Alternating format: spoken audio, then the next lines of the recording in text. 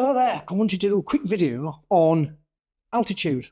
So I was realising the other day, do people understand what altitude plays in wine production? Okay, and can you spot, as an everyday drinker, if something's wrong with high altitude or low? And I think you can, if you know these few pointers.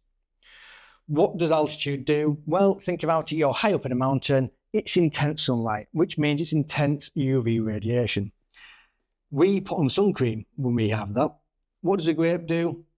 Grapevine, sorry. Well, it goes, grapes, here, have thicker skins. That's your sun protection. It gives it thicker skins and it gives it higher concentration of polyphenols, which are antioxidants, such as resveratrol. Okay, now these help anti-inflammatory and other things. But the grapevine puts this out there in its skin and goes, right, I have a thick skin, lots of polyphenols. That's going to help with this UV radiation. Okay, very good. It's got a thicker skin. So what? Well, a thicker skin means bigger tannins, bigger colour, bigger mouthfeel, should I say. So, grape skin, what do we get from a grape skin? Well, in red wine, we get the tannins, that grippy mouthfeel, like sucking on a tea bag. Go on, you'll try it later. Suck on a tea bag after you've taken it out and just see what I mean. That tannin, that grippy feel, that's tannins. Now that is in the grape skin, and we're going to get that out when we have a thicker skin. Colour. What determines the colour of the wine we drink? Well, it's how we interact it with the grape skin. On a red wine, we crush it and let it macerate and sit on the grapes. If it's got a thick skin, it's going to have lots of colour properties in there, and that's going to pass on to the wine. You're going to get rich, vibrant red wines. In a white wine, if a winemaker decides to leave it on the skins at any point, some skin contact or maceration, it will give it a more stronger, yellowy, almost edging on orange wine colour. They've got lots of colour packed in there, lots of tannin. Thicker skins, often smaller grapes, is a more concentrated flavour profile. It's going to be rich. You're going to get the structure from the tannins and the other skin properties, and you're going to get the vibrant juices with less water in there. It's going to be a bolder, intense flavour. We're also going to get high acidity and a nice balanced ripeness, because what happens is something called diurnal range. Now, we want the heat in the daytime, but if it's just too hot too quick, I mean, it's hot on the night time, the grape ripens too quickly, it loses all its acidity and freshness, and it ends up making a bit of a flabby, rich wine, doesn't age well, it's not balanced. If we have good intense sunlight and warm daytime, but a cool nighttime, the difference in that is called diurnal range. With a high diurnal range, so very hot in the day, very cool at night, you get the ripeness, then it stops that and lets it carry into the next day and the next day, and you get this slow ripening. So it will fully ripen, but it still maintains its acidity and freshness. What does that mean? Well, you get a wine that is balanced and can age well and drinks well, okay? You're going to get some mineral imparted in there. So often in high mountainous ranges, they'll have very mineral-led soils.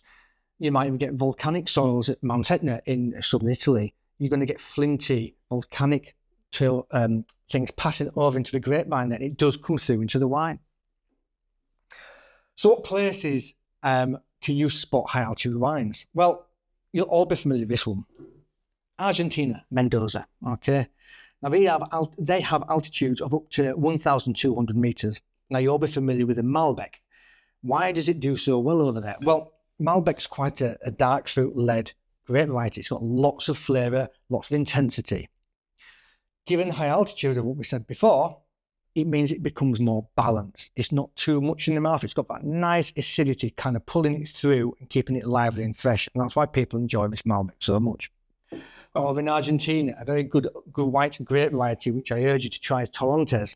That does really well over there. It's a native grape variety, again, growing up as high as 1,200 metres. A Chardonnay, now it's a bit more pricey, but it is fantastic, this one from Vina Cobs. It's a Chardonnay grown in Mendoza. Again, I believe after this video, you could try this and you would know. Obviously, if I didn't tell you it was this one, but you'd know it was a high altitude wine. It's got the freshness. For a Chardonnay, it's got this searing freshness and acidity that comes through, but you can tell it's fully ripe. It's been allowed to be fully ripe while retaining acidity and freshness. Moving on to Lebanon, you might not be familiar here, but in the Bekaa Valley, you've got mountain ranges as high as 1,800, which can be the highest in the Northern Hemisphere. Now, this is a Sauvignon Blanc-led grape blend with some others in there. But for Sauvignon Blanc, you can tell it is fresher than others, say in France and Loire Valley and places like that. It's got a lightness to it, a zestiness to it, which really comes across. And it's a huge difference. If you try them side by side, huge difference. Greece, not the highest, but Assyrtiko especially known for its sarin acidity. You go to North Greece in things like Amyidion region, which is up to 700 meters. So it's still classed as a high altitude, and normally class 500 or 600 meters plus as high altitude.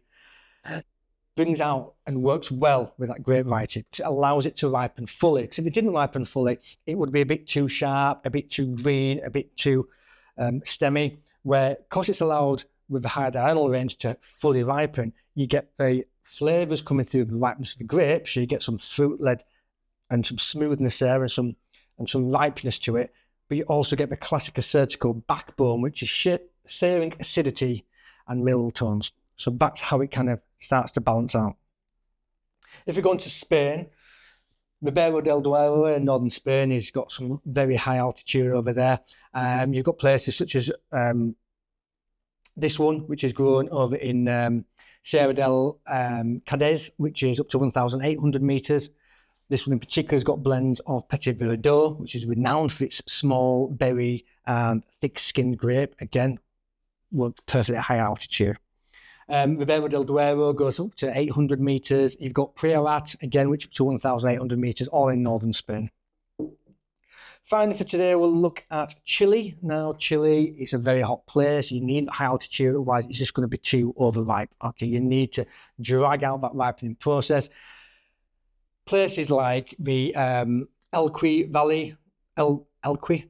I might pronounce, I'll probably pronounce everything wrong, I do apologise, but Elqui Valley, that's up to 2,000 metres in elevation. So that's really going to help with these grapes such as Carmenere, which is really prominent over there, to really show its best. It's going to be rich and vibrant, but it's got the acidity to carry it through and stand a well-balanced wine.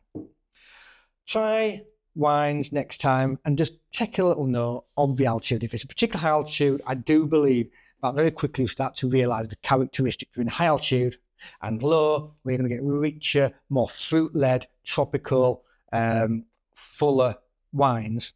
But high altitude, you're going to get this balanced sarin acidity, lighter tone of fruits, but can be very elegant, classy wines. Do have a look. Let me know in the comments. Every time you think of something when you're drinking wine, it adds a little bit of depth and interest to the whole experience. So I do encourage everybody to try and do things like that. I am by no means an expert, but we all learn as we go along, and I think it's worth sharing with you. So enjoy your wines. Until next time, take care and goodbye.